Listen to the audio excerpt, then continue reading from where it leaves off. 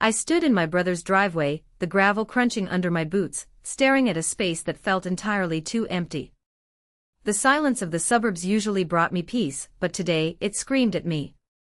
My heart was hammering against my ribs, a frantic rhythm that hadn't slowed down since I saw the missed calls. "He just bolted, Jane," Michael said. He was leaning against the doorframe of his house, a sprawling colonial that looked too big for a bachelor, scrubbing his face with a feigned exhaustion. I opened the gate for the landscapers, turned my back for 1 second to grab my coffee, and poof. Gone. I looked at him. Really looked at him. My brother, the golden boy. He was wearing a cashmere sweater that probably cost more than my monthly rent, and his expression was a carefully curated mask of regret. But his eyes. They were flat. Bored, even. Gone? I repeated, my voice barely a whisper. Biscuit doesn't run, Michael. He's a corgi with short legs and separation anxiety. He doesn't bolt. He sits. Well, maybe a squirrel or something spooked him, Michael shrugged, checking his Apple Watch.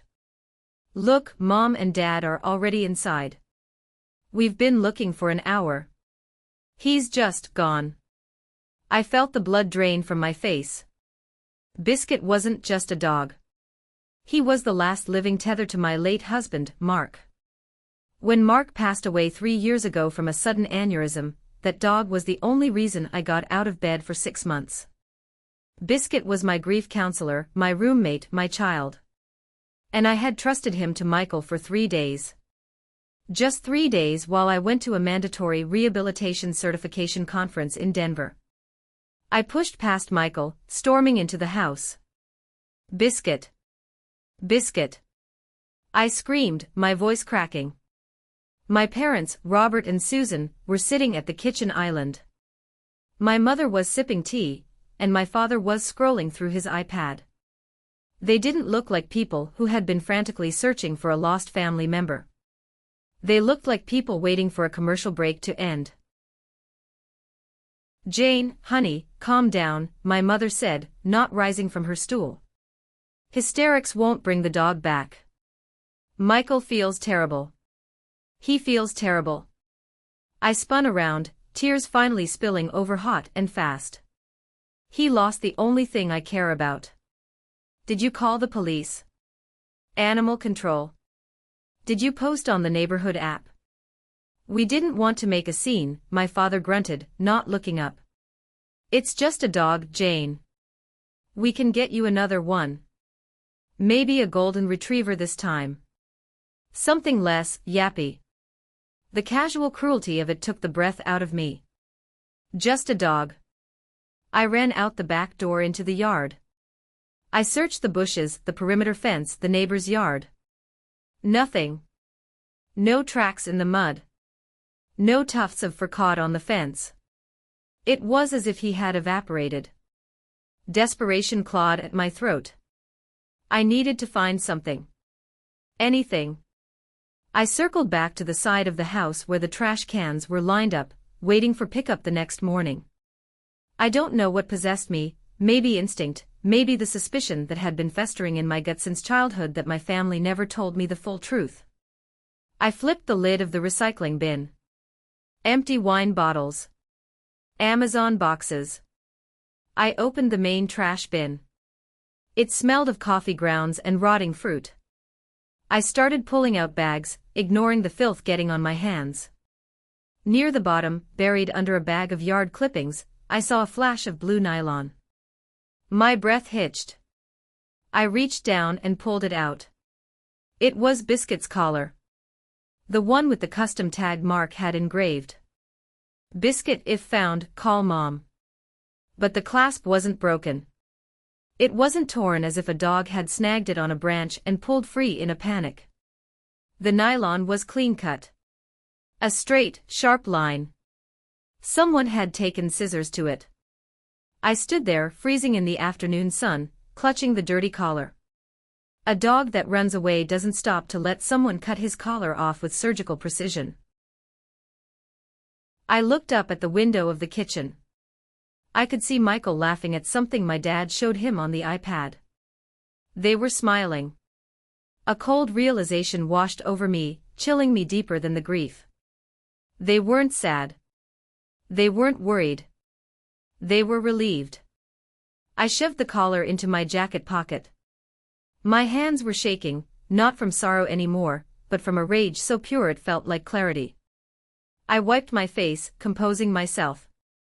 If I went in there screaming about the cut collar, they would gaslight me.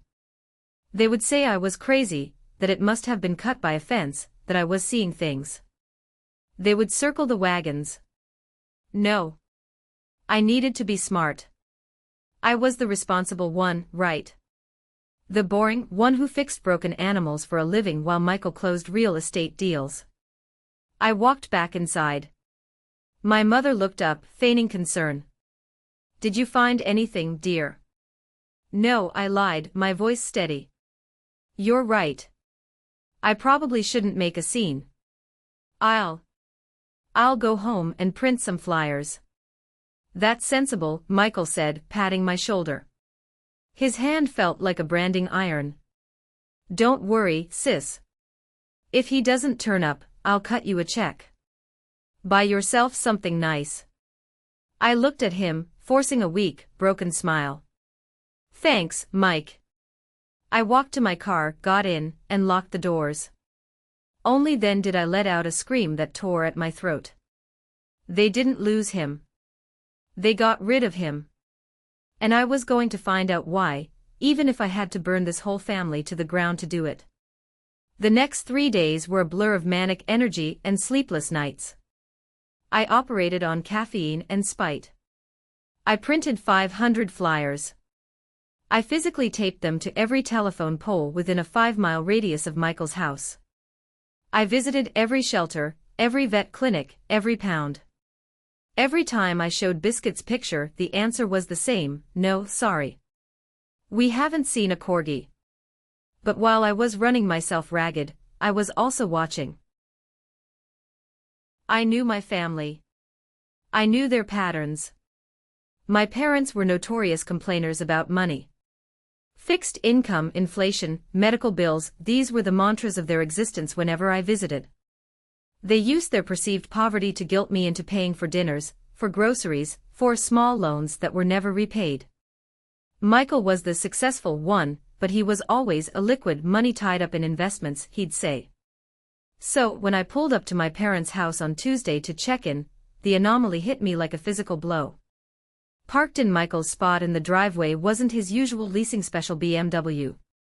It was a beast. A tank. A brand new, obsidian black Rolls-Royce Cullinan. I sat in my beat-up Honda Civic, staring at it. That car cost more than my entire education, and my house combined.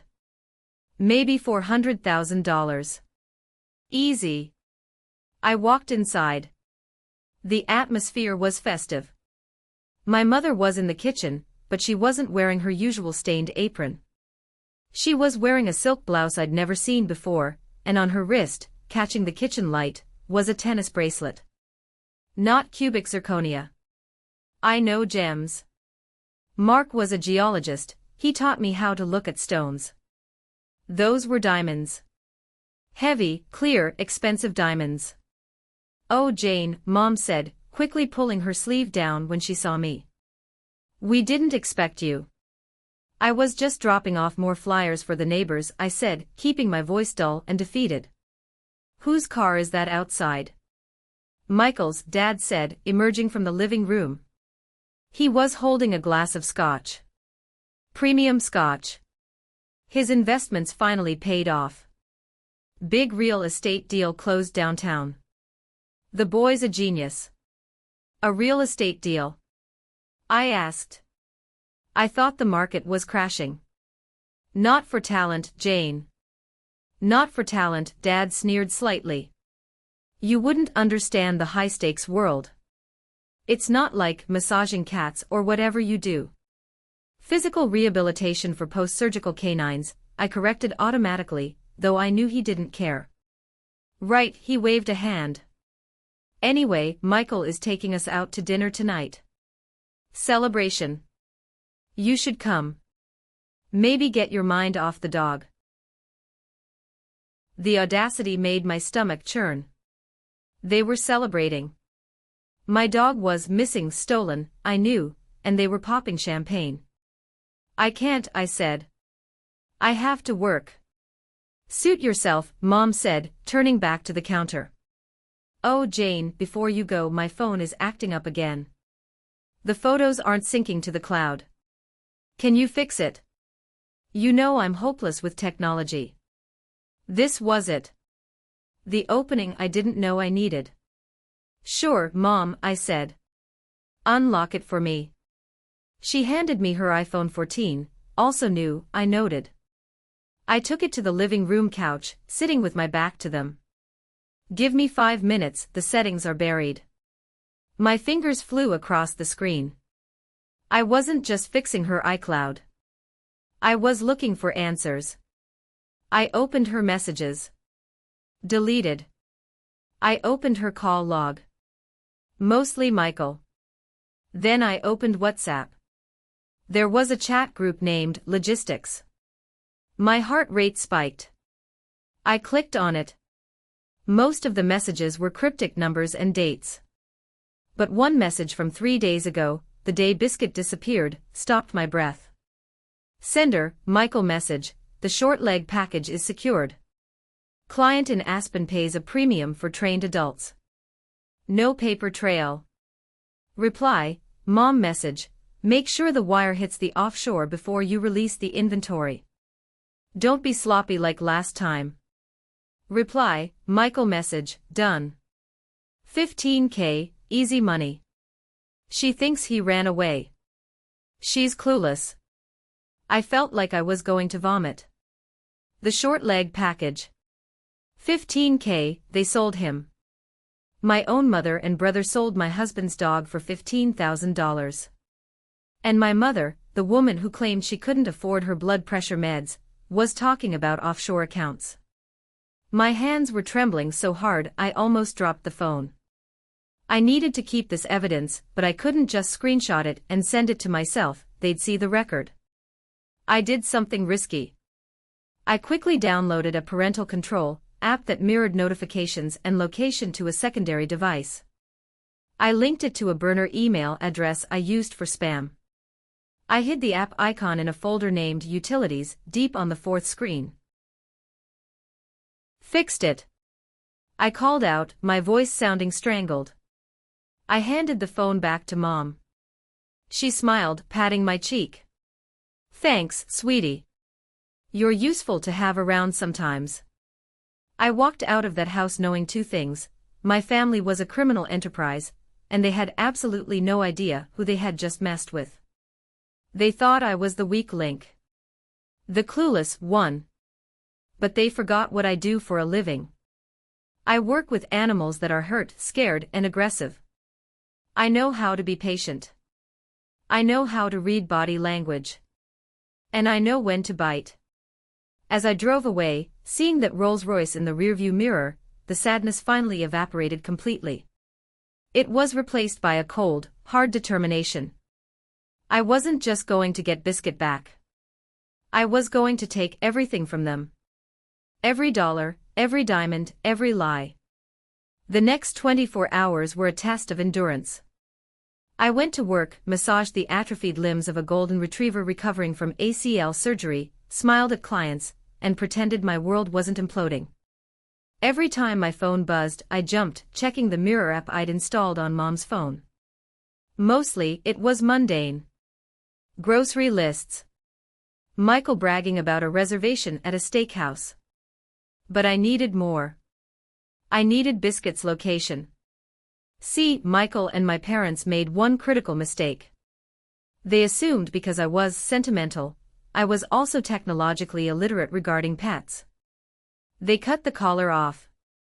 They threw away the tag. But they forgot the one thing you can't cut off. The microchip. Biscuit's chip wasn't a standard cheap one. When Mark was alive, he was paranoid about safety. He insisted we get the premium GPS-enabled roaming chip.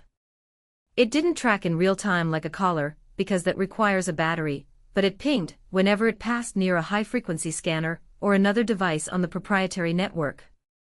It was a long shot, usually used for recovering pets that ended up in shelters across state lines. I had flagged Biscuit as stolen in the back-end system the moment I found the collar, but I kept the public status hidden so Michael wouldn't get an alert if he checked the database. Wednesday night, 11:42 p.m. I was sitting on my floor, surrounded by legal pads, where I was mapping out my parents' known assets versus their spending. Ping! My laptop chimed. A red dot appeared on the map. My heart stopped. Location detected, 1440 Summit Ridge Drive. Private residence. Status, passive scan detected. I zoomed out. It wasn't Aspen. It was closer. About 200 miles north, near the border of Washington state and Canada. A remote, ultra-wealthy enclave known for vacation homes and privacy. Why was he there? Michael's text said client in Aspen. Unless this was a holding facility. A distribution hub. I didn't think. I grabbed my keys, a flashlight, my heavy-duty leash, and a pry bar I kept in my trunk for emergencies. I was dressed in black leggings and a hoodie. I looked like a burglar or a crazy person. I didn't care. The drive took 3 hours. I spent the time dissecting every memory of my childhood. The way Michael always had new gadgets while I wore hand-me-downs. The way Dad's business trips never seemed to align with any actual business. The way they looked at animals, not as living souls but as assets. Inventory.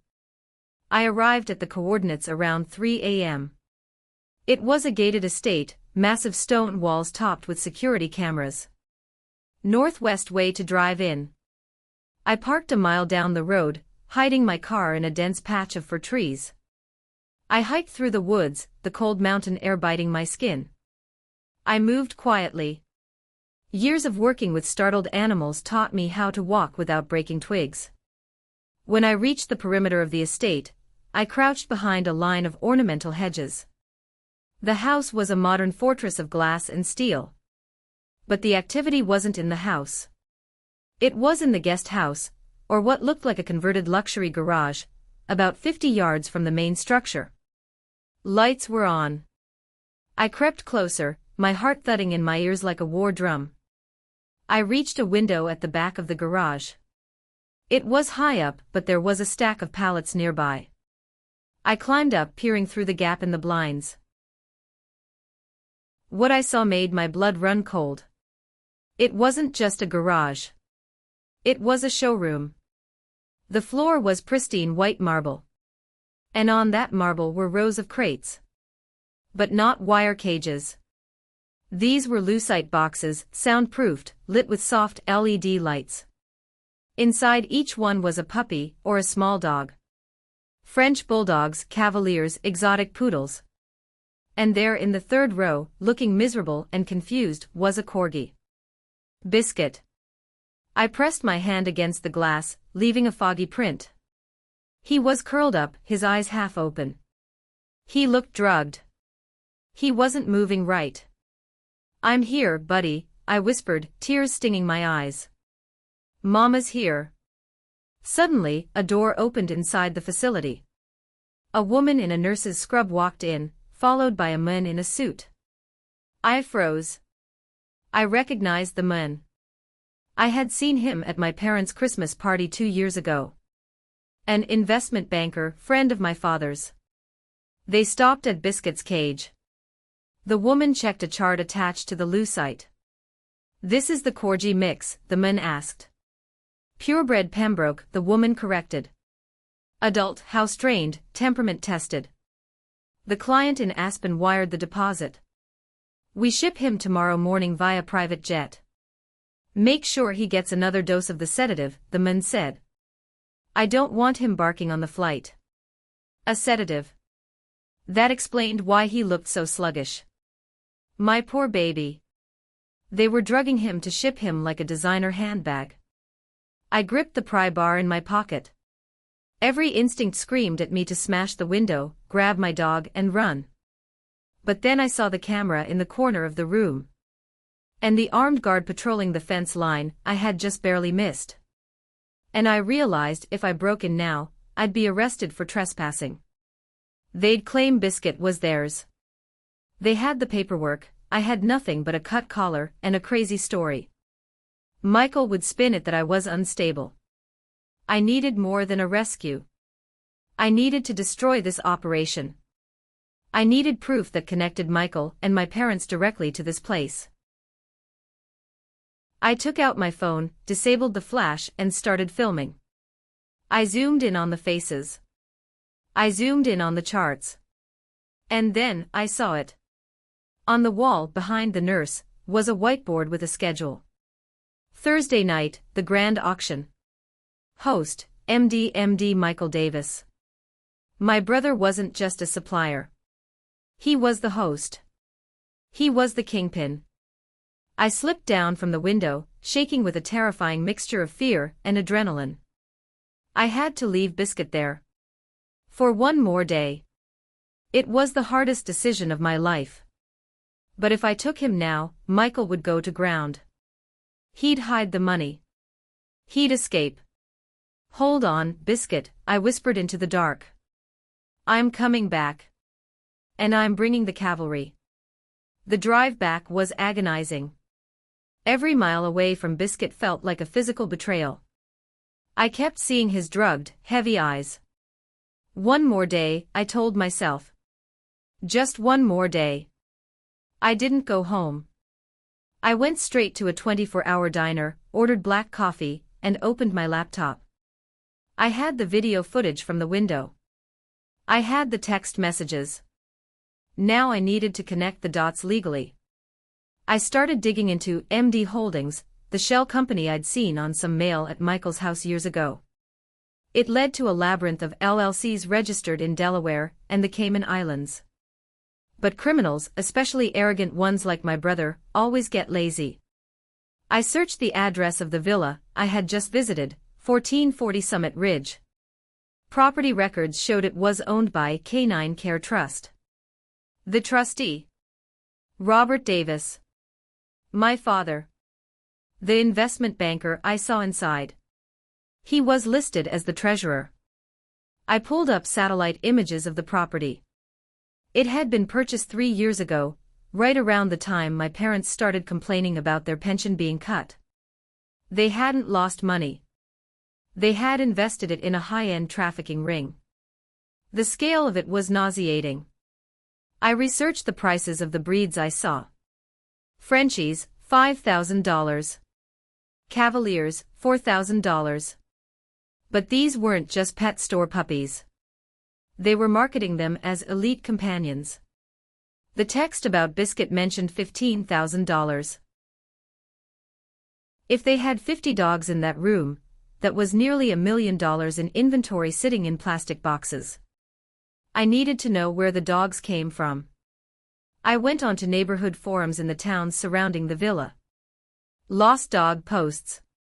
Hundreds of them over the last 3 years. My Frenchie was stolen from the park. Came home and the back gate was open. My brother wasn't breeding them. He was stealing beloved family pets, rechipping them, or trying to, creating fake pedigrees, and selling them to wealthy buyers who didn't ask questions. He was stealing grief and selling it for profit. I felt a vibration in my pocket.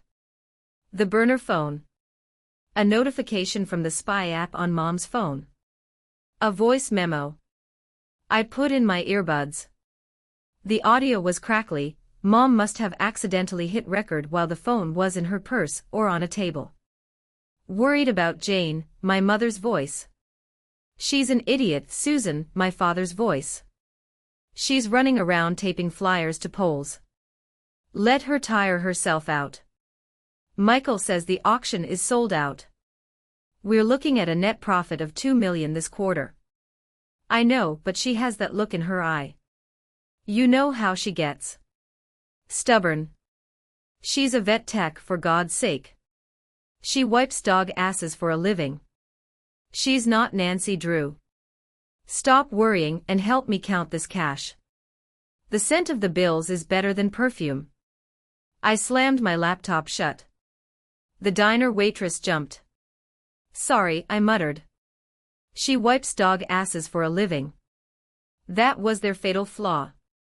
They equated kindness with stupidity. They thought because I cared for living things, I was soft. But you don't work in rehab without being tough. You don't help an animal walk again after a car accident without having a spine of steel. I needed help. I couldn't raid that villa alone, and the local police might be paid off if Michael was operating this openly. I needed someone with a grudge. I searched for a Michael Davis lawsuit.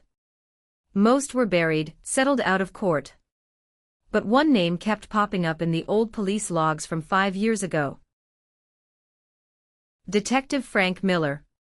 He had tried to pin a fraud charge on Michael back in his real estate days, but was forced into early retirement due to insufficient evidence and internal pressure. Rumor was, Michael had paid off Miller's captain to kill the case. I found Miller's contact info. He was working as a private investigator now. A cheap website, a strip mall office.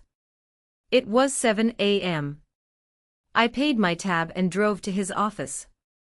I waited in the parking lot until a beat-up Ford F-150 pulled up. A man in his late 50s, looking rough and tired, got out. I stepped out of my car. Detective Miller. He looked at me, suspicious. I'm not a detective anymore. Who are you? I'm Jane Davis. Michael Davis's sister. His face hardened. I don't work for that family. Get lost. I don't want you to work for them, I said, holding up a USB drive where I'd saved the video from the villa. I want to help you bury them. He stopped, his hand on the office door key. He looked at my face, the lack of sleep, the red eyes, the cold rage. You're serious, he said. They stole my dog, I said. And I found their warehouse. They're running a trafficking ring, Miller. And tonight is the big auction. Miller stared at me for a long moment, assessing. Then he unlocked the door. Coffee's stale, he grunted. Come inside. Frank Miller's office smelled of stale tobacco and old paper. He watched the video footage on my laptop in silence. When it finished, he leaned back in his creaky chair, steepling his fingers. I knew it, he muttered. I knew that little slimeball was into something dirty, but I thought it was just laundering drug money through condos. Buying and selling stolen dogs. That's a new low. It's genius in a sick way, I said, pacing the small room. Dogs are property under the law.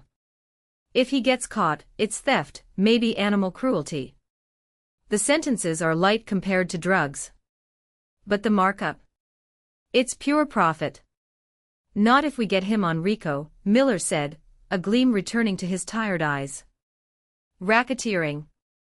Wire fraud. Interstate transport of stolen goods. Conspiracy. If your parents are the money mule and the property owners, they go down too. I want them all down, I said. Tonight. Miller shook his head. We can't just bust in based on a video you took while trespassing. We need a warrant. And to get a warrant that sticks, one that doesn't let them call their expensive lawyers to quash it in an hour, we need probable cause established by law enforcement. I can't wait for a warrant. The auction is tonight. They're shipping biscuit tomorrow morning. Panic started to rise in my chest again. We need inside info, Miller said. Specifics. Who is buying? Where is the money going? We need a confession. My phone buzzed. It was a text from Michael. Mike, hey sis. Mom's really worried about you. Come over for a barbecue tonight. 6 p.m. Dad's making his famous ribs. Let's just hang out, family time. Take your mind off things. I showed the phone to Miller. He smiled, a shark-like grin. Family time, Miller said. Perfect. You want me to go? I want you to go, Miller said, opening a drawer and pulling out a small black case. And I want you to wear this. He held up a wire. Not the clunky tape recorders from the movies, but a tiny, high-fidelity button camera and microphone disguised as a button on a jacket, and a transmitter that looked like a car key fob. Washington is a two-party consent state for recording private conversations, I argued, remembering my high school civics. This won't be admissible. It is if you believe a crime is being committed, Miller countered. Plus, we aren't just looking for court evidence. We are looking for enough immediate cause to get the FBI to raid that villa tonight. If we get Michael on tape discussing the interstate sale of stolen goods happening right now, that's exigent circumstances. I took the device. It felt heavy in my hand. You have to be cool, Jane, Miller warned. If they suspect anything, these people have killed careers. They might do worse. They killed my husband's dog, I said, my voice flat. I'm not scared of them. I'm just ready. I spent the afternoon prepping. I went home, showered and put on a submissive outfit, a soft cardigan perfect for hiding the button cam and jeans. I practiced my face in the mirror. Sad. Defeated. Broken. The sister they expected. I drove to Michael's house at 5:45 p.m. The Rolls-Royce was polished to a shine in the driveway. When I walked in, the smell of barbecue sauce made me nauseous. Michael was at the grill on the patio, holding a beer. Mom was setting the table outside. Dad was counting a stack of cash, literally counting $100 bills, at the patio table. Jane. Michael called out, waving his tongs. Glad you made it. Look, I know you're sad, but I got you a little something to cheer you up. He pointed to a gift bag on the table. I walked over and opened it. Inside was a stuffed animal. A generic plush dog. And a $50 Starbucks gift card. Thanks, Mike, I said, clutching the toy. It's thoughtful. See? Dad said, not looking up from his money. He's a good brother. Now sit down. We have big news. I sat. I angled my chest so the button camera was pointing at the stack of cash. What news? The business is expanding, Michael said, taking a swig of beer. He was already tipsy. We're opening a new distribution center in Europe. The demand for American-bred, or sourced, dogs is huge over there. Sourced? I asked innocently. You mean breeding? Michael laughed. A cruel, barking sound. Breeding is for suckers. Takes too long.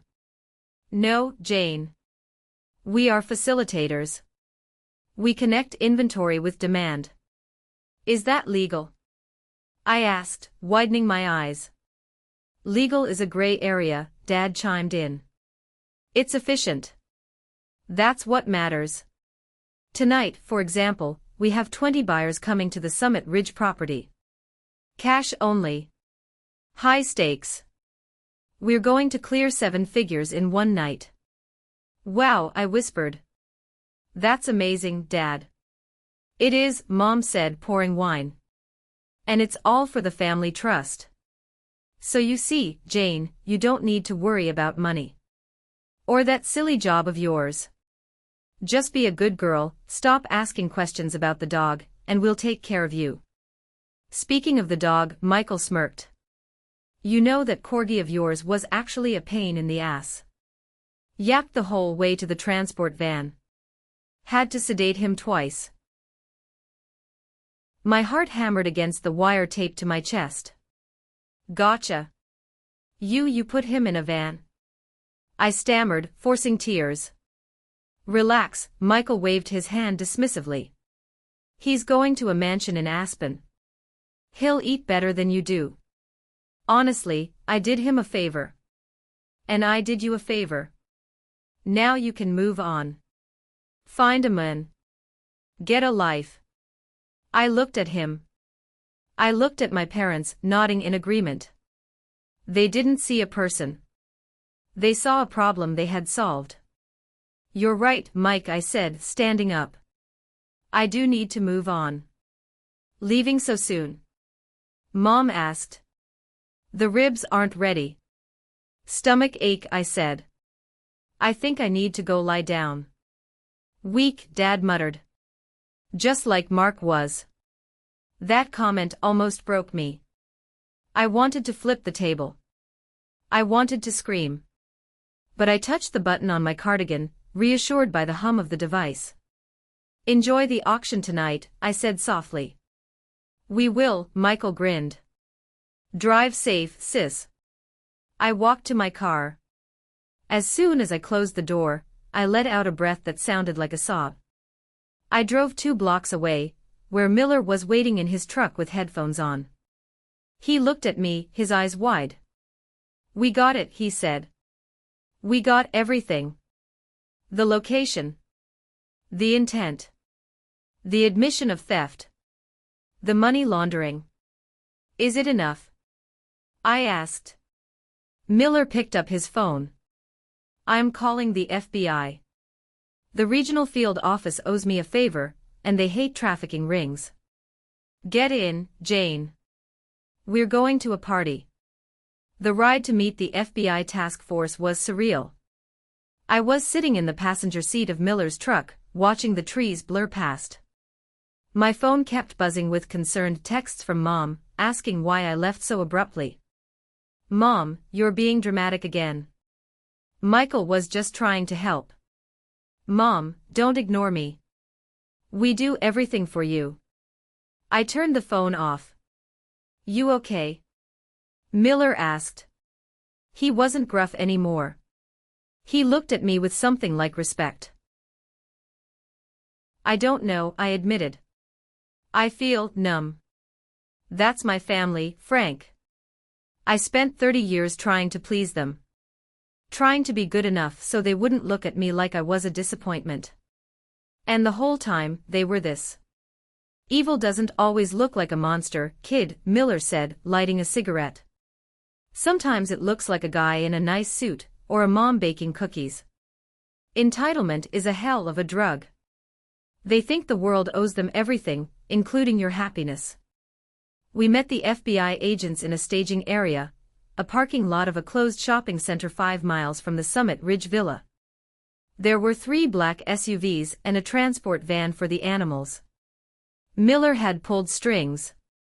The recording of Michael admitting to interstate transport of stolen goods, and the 7 figures cash, triggered the interest of the Financial Crimes Division and the Violent Crimes Unit. Special Agent Henderson, a tall woman with a no-nonsense demeanor, listened to the recording again. He admits to the auction tonight, she asked. Yes, I said. He said 20 buyers. Cash only. 1440 Summit Ridge. And the animals? 50, maybe more. Including my dog. Henderson nodded. Okay. Here's how this goes. We have a search warrant for the premises based on the wiretap and the visual evidence of contraband. We're treating this as a high-risk raid because of the guard dogs and potential private security. I need to be there, I said. Civilians stay back, Henderson said automatically. I'm a rehab specialist, I countered, my voice steady. You're going into a room with 50 terrified, potentially drugged, aggressive dogs. If you go in there with flashbangs and shouting, those dogs will panic. They might attack. You might have to shoot them. I can handle them. I know the layout. Henderson looked at Miller. Miller shrugged. She's right. She's the only one who knows the facility. Fine, Henderson sighed. You wear a vest. You stay behind the tactical team until the area is secure. You focus on the dogs. We focus on the bad guys. I put on the heavy Kevlar vest. It smelled like sweat and fear. It weighed 20 pounds, but I felt weightless. As we rolled out, a convoy of justice moving through the dark, I thought about Mark. He hated conflict. He was the gentle one. He would have been terrified right now. But he would have done it for Biscuit. I wasn't doing this just for Biscuit anymore.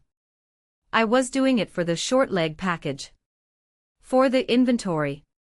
For every person who cried themselves to sleep wondering where their best friend went, while my brother bought a Rolls-Royce with their tears.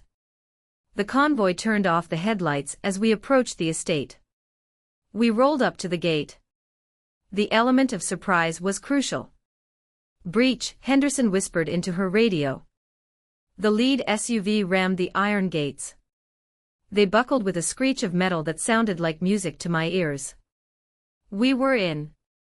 The scene at the villa was like something out of a twisted movie. The driveway was lined with luxury cars, Porsches, Bentleys, Range Rovers. Inside the main garage, the showroom, men in tuxedos and women in evening gowns were sipping champagne, walking among the lucite cages. My brother, Michael, was standing on a podium in the center, holding a microphone. My parents were seated in the front row, beaming like proud royalty. And next up, Michael's voice boomed over the speakers, "We have a magnificent specimen. A Pembroke Welsh Corgi. Housebroken, obedient, perfect for the discerning owner who wants affection without the work of a puppy. Bidding starts at 5,000. Two handlers brought out a cage. Inside was Biscuit. He looked terrified, cowering in the corner. 5,000, a man in the back shouted. 6, another yelled. My blood boiled. Suddenly, the side doors burst open. Federal agents. Nobody move. The scream shattered the polite atmosphere of the auction. SWAT team members poured in, rifles raised. The wealthy buyers screamed, dropping their champagne glasses. Some tried to run, tripping over their gowns. Hands in the air. Now. I watched from the doorway, flanked by Miller. Michael froze on the podium. The microphone dropped from his hand, creating a piercing feedback screech. His face went from arrogant charm to sheer, pale terror in a split second. My parents stood up, looking confused. "What is this?" my father shouted. "Do you know who we are? This is a private party. Robert Davis, you are under arrest for racketeering and animal trafficking," Agent Henderson shouted, advancing on him. "This is a mistake." Mom shrieked, clutching her diamond necklace. "Michael. Tell them." Michael wasn't saying anything. He was looking for an exit. He tried to jump off the back of the podium toward the staff door. "Don't even think about it," Miller yelled, tackling him. My brother, the golden child, the tough guy, squealed like a pig as Miller pinned him to the marble floor. "Jane." Michael screamed when he saw me entering the room. "Jane, tell them. Tell them it's a misunderstanding. Help me." I walked past him. I walked right past my mother, who was being handcuffed, crying about her wrists hurting. I walked past my father, who was spitting curses at the agents. I walked straight to the cage in the center of the room. I unlatched the lucite door. "Biscuit," I whispered. The dog's ears twitched. He lifted his head. He sniffed the air. And then, despite the drugs, despite the fear, his tail gave a tiny, weak thump. I reached in and pulled him into my arms. He buried his face in my neck, letting out a low whine that vibrated against my chest. I held him so tight I thought I might crush him. "I got you," I sobbed. "I got you." The room was chaos. Police were rounding up the buyers. Handlers were securing the other dogs. But in that center circle, it was just me and my boy. "Jane." Mom yelled from where she was being dragged out. "How could you? We're your family. You ungrateful little bitch. We did this for us." I stood up, holding Biscuit. I turned to face them. "No," I said, my voice cutting through the noise. "You did it for you. And now you're going to pay for it." Michael was hauled up, his nose bleeding from hitting the floor. He looked at me with pure hatred. "You're dead to me, Jane. You hear me? You're nothing. I'm the one with the dog, I said calmly. And I'm the one going home. You're going to prison. They dragged them out into the flashing lights of the police cruisers. The family was gone. The illusion was shattered. I looked around the room at the other cages. 50 pairs of eyes looking at me. We're going to get you all out, I promised them. The next few hours were a logistical marathon. I didn't leave until every single dog was loaded into the transport vans. I used my vet tech credentials to help triage them. Most were sedated, some were dehydrated, but they were alive. I gave a statement to Agent Henderson. I handed over the flash drive, the phone with the mirrored texts, and the button camera. This is a slam dunk, Henderson told me. With the financial records we seized from your father's briefcase, plus the recording, they aren't getting bail. I drove home as the sun was coming up. Biscuit was asleep on the passenger seat, wrapped in my jacket. He smelled like chemically cleaner and fear, but he was safe. I didn't sleep for 2 days. I couldn't. The news broke the next morning. The puppy kingpin, local developer and parents arrested in $1 million dog trafficking ring. My phone blew up. Friends, relatives I hadn't spoken to in years, neighbors. Everyone was shocked.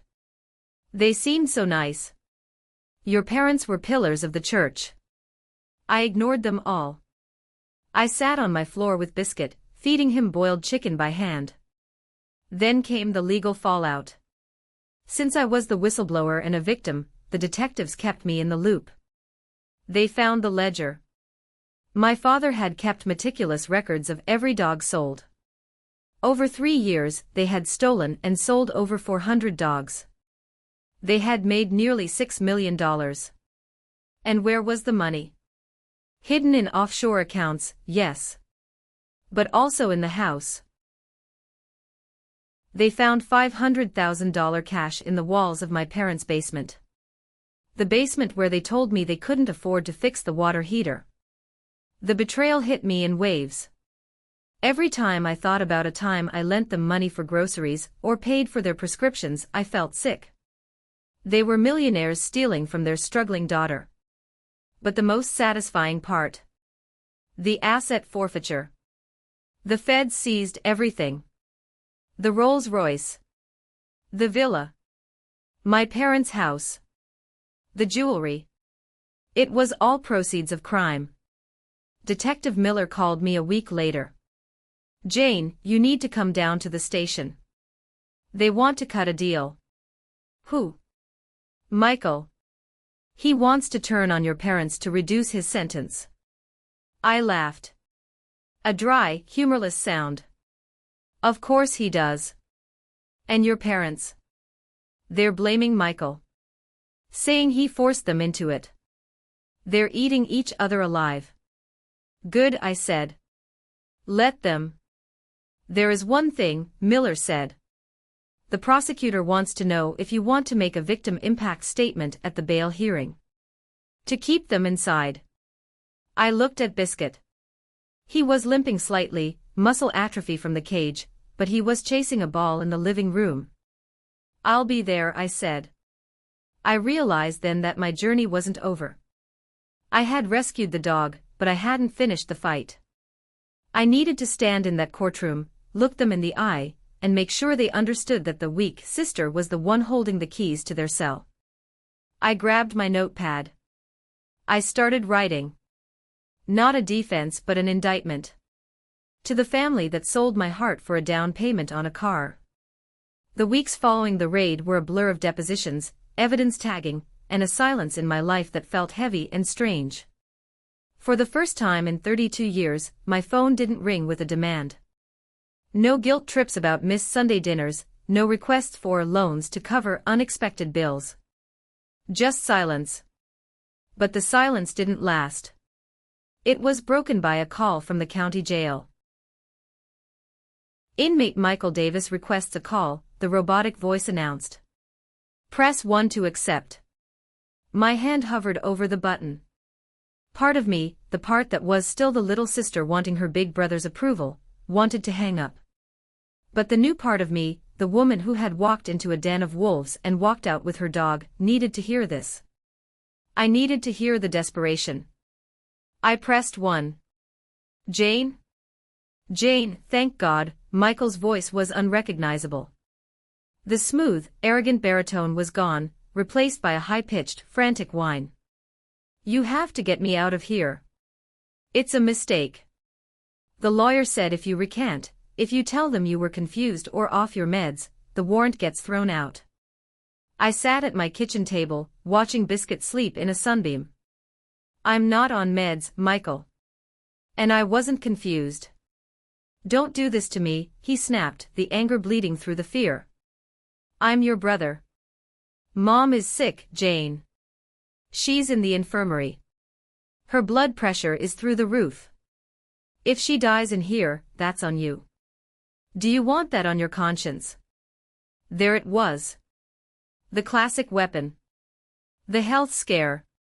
For years, every time I tried to set a boundary, Mom would have a heart palpitation or a migraine. It was their leash, and they were yanking it hard.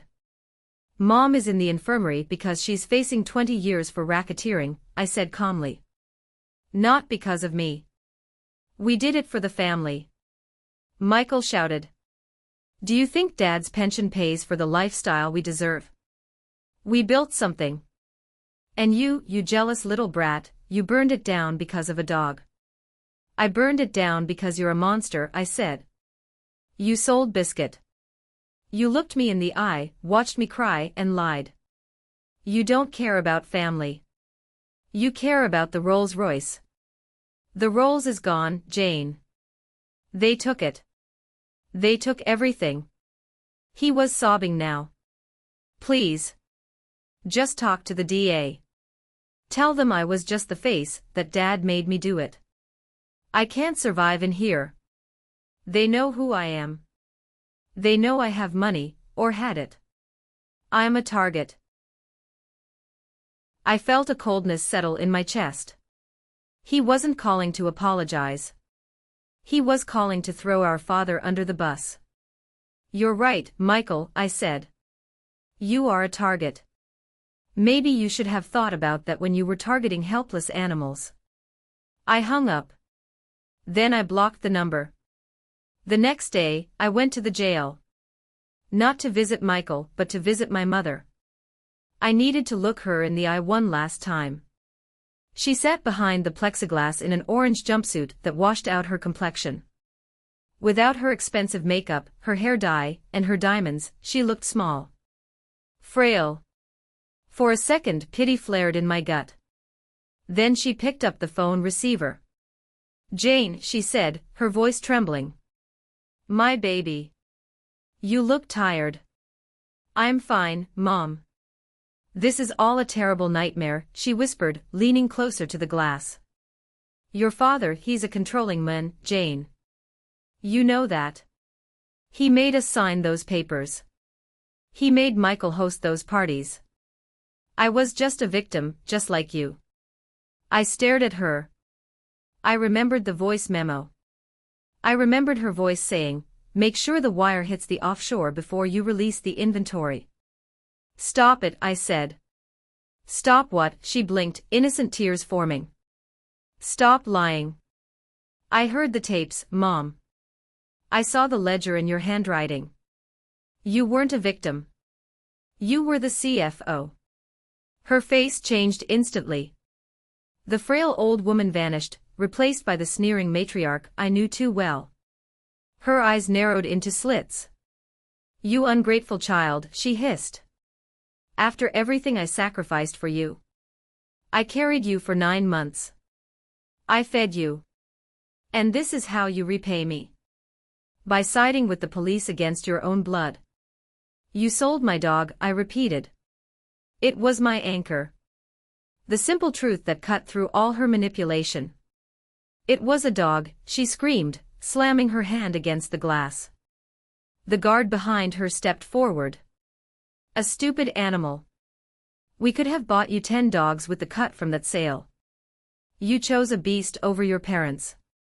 You are sick, Jane. You are broken. No, I said, standing up. I'm fixed. For the first time in my life, I see you clearly. And I'm not paying for your sins anymore. I walked away as she continued to scream at the glass, her face twisted in ugly, impotent rage. I walked out of that jail and took a deep breath of fresh air. It smelled like gasoline and rain, but to me, it smelled like freedom. That visit killed the last lingering doubt in my mind. There was no redemption for them. They weren't sorry for what they did, they were sorry they got caught. They were sorry their power over me was broken. When I got home, I called Detective Miller. Frank, I said. Tell the DA I'm ready. I don't just want to testify. I want to bury them. Good, Miller said. Because what we found in the financial audit. Jane, you're going to want to sit down for this. I met Miller and a forensic accountant named Dr. Aris at the FBI field office 2 days later. Dr. Aris was a small man with thick glasses and a demeanor that was terrifyingly precise. He had a stack of spreadsheets on the table that looked like a phone book. We've unraveled the shell companies, Aris said, not wasting time on pleasantries. It's a classic layering scheme. They moved money from the dog sales into a fake real estate consultancy, then into offshore trusts in the Caymans. We knew that, I said. Yes, Aris nodded. But we also tracked the initial funding. The seed money used to buy the villa and set up the infrastructure 3 years ago. He slid a document across the table. It was a loan application from a bank I didn't use. I looked at the signature. It was my name. Jane Davis. But it wasn't my handwriting. They took out a home equity line of credit in your name. Miller asked, his voice low. No, Aris corrected. They used your identity to co-sign the commercial loan for the Canine Care Trust. They forged your signature, used your social security number, and used your clean credit history to secure the down payment for the slaughterhouse. My vision blurred. The room seemed to tilt. They stole my identity. I whispered. In a way, yes, Aris said. But it's worse. Because your name is on the founding documents, legally, you are a partner in this enterprise. If we hadn't found the evidence of forgery and your active role in the takedown, the IRS would be coming after you for the unpaid taxes on $6 million of illegal income. I felt like I had been punched in the gut. All those times Dad made jokes about me being useless and poor. All those times Michael flaunted his wealth. They were building their empire on my credit score. They were risking my freedom while I was clipping coupons and working extra shifts at the vet clinic. There's more, Aris said gently. We looked into your college fund. You told Detective Miller you paid your own way through vet tech school because your parents said the market crashed and the fund was wiped out. Yes, I said. In 2008. Aris opened another folder. The fund wasn't wiped out. It was liquidated by your father in 2012. 2 weeks later, Michael bought his first BMW. I put my head in my hands. The betrayal was bottomless. It wasn't just about the dog. It was a lifetime of theft. They had stolen my education. They had stolen my financial security. They had stolen my trust. And finally, they tried to steal the one living creature that loved me unconditionally. I looked up at Miller. Does this help the case? Help it. Miller grinned, a feral look. Jane, this is the nail in the coffin. This is identity theft, bank fraud, and conspiracy. This puts your parents in a federal prison for the rest of their natural lives. And it destroys any defense Michael has about being forced into it. He benefited from the theft of your college money. He's been a parasite since day one. I want to sue them, I said. I know the government will seize the assets, but I want to file a civil suit for everything else. For the college fund. For the emotional distress. For the fraud. You can, Aris said. But the government seizure takes precedence. However, there is a whistleblower reward. A what? For exposing a financial crime of this magnitude, especially one involving tax evasion and international smuggling, the whistleblower is entitled to a percentage of the seized assets. Usually between 15 and 30%. I did the math. $6 million in seized assets. Plus the real estate. I don't want their dirty money, I said instinctively. It's not their money, Miller said firmly. It's money made from the suffering of animals and the exploitation of you. Take it, Jane. Take it and do something good with it. That's the ultimate revenge. Turn their blood money into something that heals. I thought about the 50 dogs we pulled out of that warehouse. I thought about the thousands of other pets out there stolen and sold. I thought about the vet bills for families who couldn't afford them. Okay, I said. I'll do it. But first, I have to face them in court. The trial date was set for 3 months later. The puppy kingpin trial became a national sensation. TikTok was flooded with videos of Michael's old real estate seminars, now being dissected by critics. People were digging up old photos of my parents at galas, pointing out the jewelry bought with stolen money. My lawyer, a shark named Sarah who took the case pro bono because she was a corgi owner herself, prepared me for the defense strategy. They are going to attack you, Jane, Sarah warned.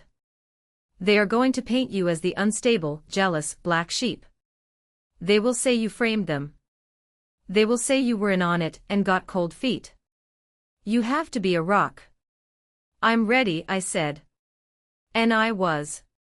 I spent every night with Biscuit, training him, loving him, and letting his resilience teach me.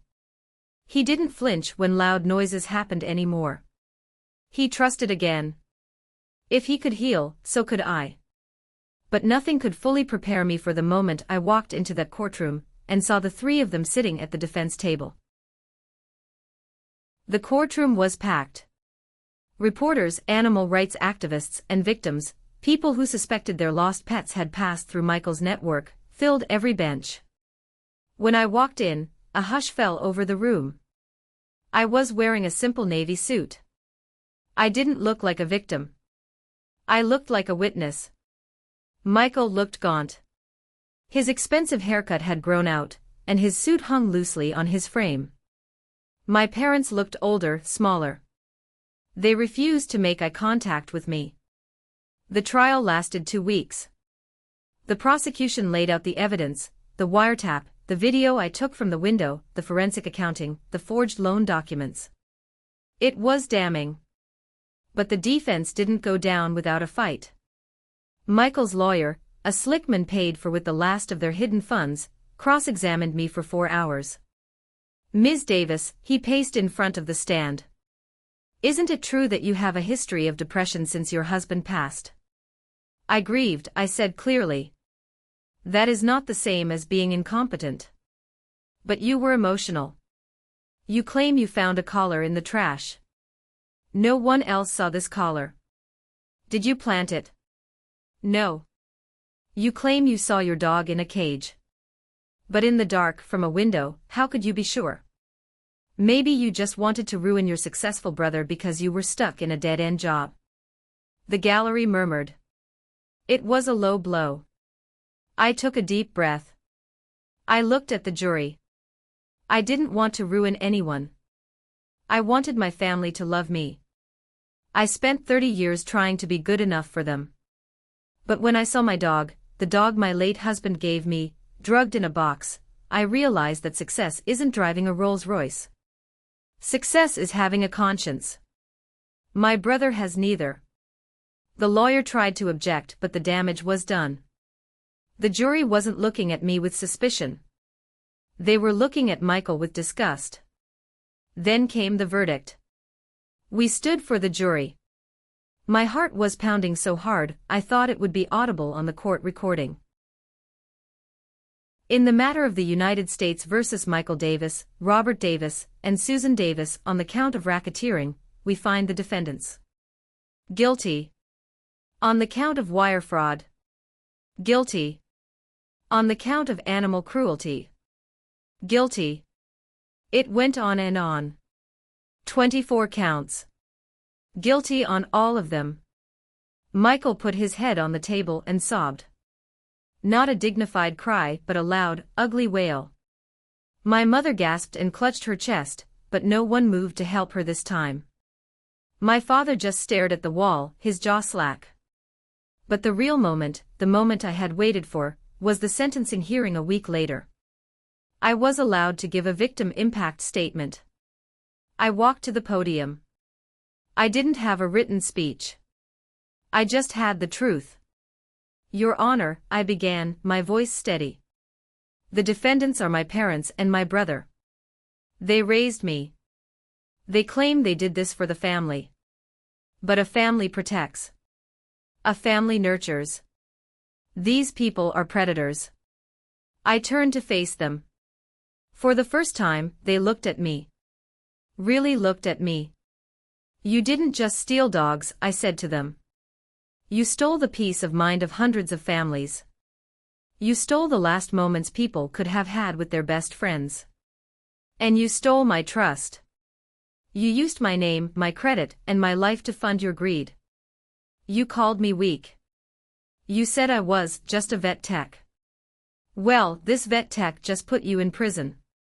I turned back to the judge. They have shown no remorse.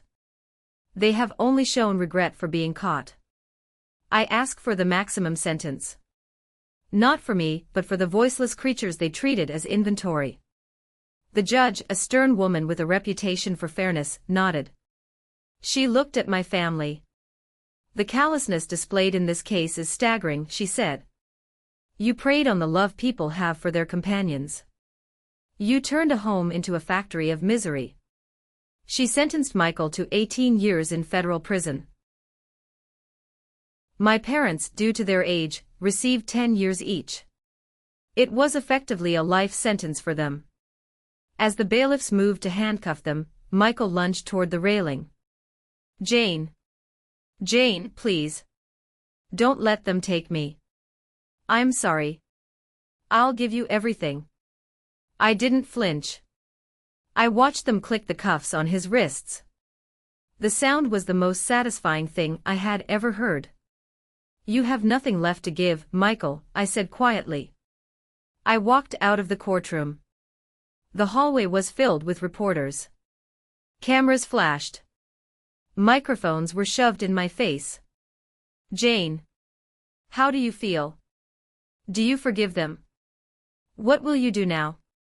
I stopped. I looked into the lens of the nearest camera.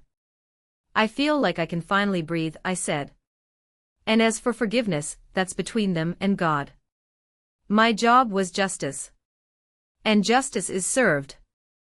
This is the moment, guys. If you are cheering for this verdict, if you felt the gavel drop in your own soul, please hit that like button and comment the number 1 below. Let me know you're standing with me, with Biscuit, and with every victim of these monsters. Your support tells the algorithm that justice matters. I walked down the courthouse steps. The sun was shining. Detective Miller was waiting at the bottom. He lit a cigarette and smiled. Not bad for a vet tech, he said. Not bad at all, I replied. Now, I have a check to collect. And a lot of work to do. 6 months later. I stood in the middle of a grassy field, watching a chaotic, joyful stampede. A 3-legged golden retriever was racing a blind poodle. A massive Great Dane was rolling in the mud with a tiny terrier. And overseeing it all, barking orders and herding stragglers like the little general he was Biscuit. He was fully recovered. His coat was thick and shiny, his eyes bright. You would never know he had been drugged and shoved in a lucite box. Animals are resilient like that. They live in the moment. They don't hold on to the trauma, they just look for the next ball to chase. I looked up at the sign hanging over the entrance of the property. The Mark and Biscuit Rehabilitation Center. It wasn't just a shelter. It was a sanctuary. With the whistleblower reward money, which turned out to be nearly $1.2 million after the government auctioned off the villa and the cars, and the restitution I won in the civil suit, secured against the remaining assets before the IRS took the rest. I bought an old farm. I renovated the barn into a state-of-the-art physical therapy center for animals. We had underwater treadmills, laser therapy, and acupuncture. But more importantly, we had a wing dedicated specifically to victims of trafficking and abuse. I hired Detective Miller as my head of security. He complained about the dog smell, but I caught him sneaking treats to the Great Dane when he thought I wasn't looking. My phone buzzed. It was an email from the prison system. A notification of a denied appeal for Michael. I swiped it away without reading it. I didn't care anymore. They were in the past. This, the wind in the grass, the sound of barking, the smell of wet fur, this was my present. A car pulled up the gravel driveway. A woman stepped out, holding a carrier. She looked terrified, her eyes red from crying. I walked over to meet her. "Hi," I said softly. "I'm Jane." Is this the place?" she stammered. "The police said you help hard cases. My ex-boyfriend, he hurt my cat to get back at me." She opened the carrier. Inside was a terrified tabby with a bandaged leg. I looked at the woman. I saw the fear, the guilt, the feeling that she had failed to protect the thing she loved. I knew that look. I saw it in the mirror for years. "You're in the right place," I said, putting a hand on her shoulder. "We've got him. And we've got you." "I don't have much money," she whispered. "We don't charge victims," I smiled. "It's covered. It's all covered." I took the carrier. Biscuit trotted over, sniffing the mesh door curiously, his tail wagging a friendly greeting. I looked back at the main house. I lived there now, alone but never lonely. I had built a family. Not one of blood and obligation, but one of choice and loyalty.